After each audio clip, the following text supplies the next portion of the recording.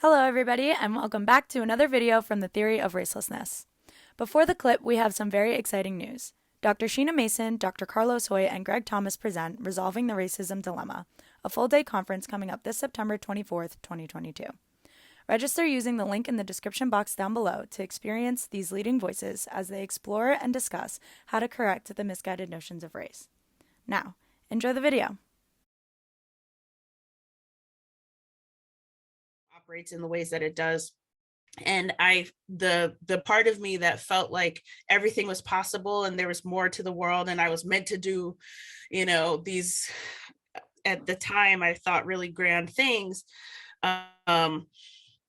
It kind of culminated in a way that made me see my Blackness as people told me I was Black. Right? It wasn't because I felt that or knew it at any point, right? It's because people told me I was. And I took that labeling and I put everything positive that I saw about myself and that I saw in the world, that I saw in the literature that I read, into the category of Blackness.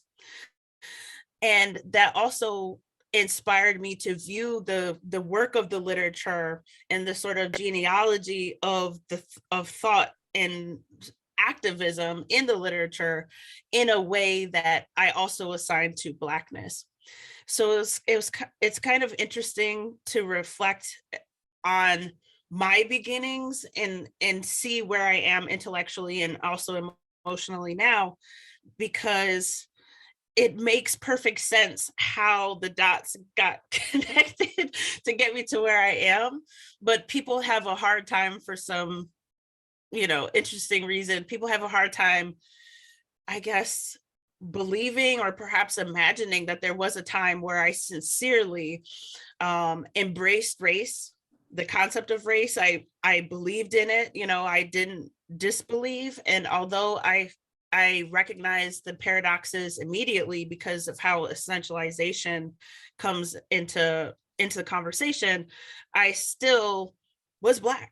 I still saw myself as part of a race. And that also enables me to be very empathetic to people who see themselves in that particular way, right? Because I was there. I've lived it. I really do understand the emotional aspect that comes into this, as much as I can talk about it now from a sort of logical, knowledge-based perspective.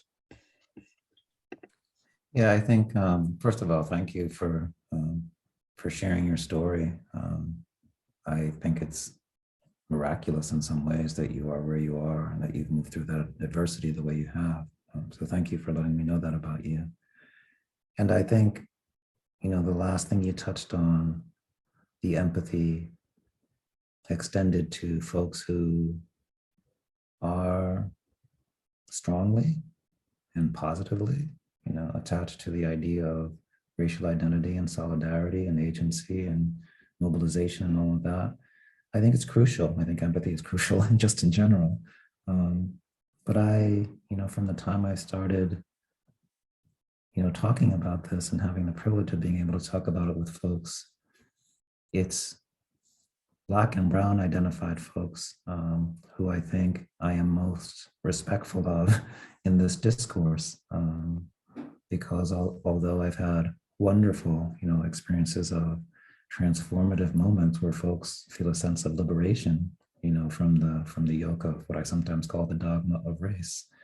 I've also encountered many Black and Brown identified folks whose eyebrows go way up, when I start talking about, not just race as a social construct, but a social construct that should be resisted or corrected. And it's not because there's any intellectual disagreement. It's because it represents this kind of disorienting, cognitive dissonance. In my study, one of my subjects talked about his encounters with folks, Black and Brown identified folks, who had adverse reactions to his movement towards sort of a racelessness orientation. And he said he was talking with an older Black identified woman on the bus one day, and he was wearing a shirt that said something like, there's no such thing as race, or, one of those t-shirts. And she sort of accosted him and said, like, we worked so hard, to get to a point, through the civil rights movement, et cetera, where there could be pride, in being Black. So what are you doing wearing that shirt? And I think that for me is sort of the crux of the difficulty in changing one's attachment to, relationship with something as central as the hinge of identity. This is what the world turns on for me. And now you're telling me that I have to what? Like take it away? What happens next? As a psychotherapist, one of the important principles is, don't take away a defense without being able to replace it with something else. Folks need their coping mechanisms. And the history is just so beautifully, if tragically clear as to why, folks who are oppressed, very often end up reclaiming, trying to rehabilitate, the very negative sort of label that's been placed on them. I think it's, it falls into what's called strategic essentialism and all that stuff. But it is understandable. So I think it needs to be respected and really honored as something that folks certainly have a right to, because anybody can identify in the way they want to, but have deep roots in. So I think we should be careful about how we move into that discourse with folks like that. Absolutely. And We hope you enjoyed that highlight. To watch the full version, use the link in the description box down below.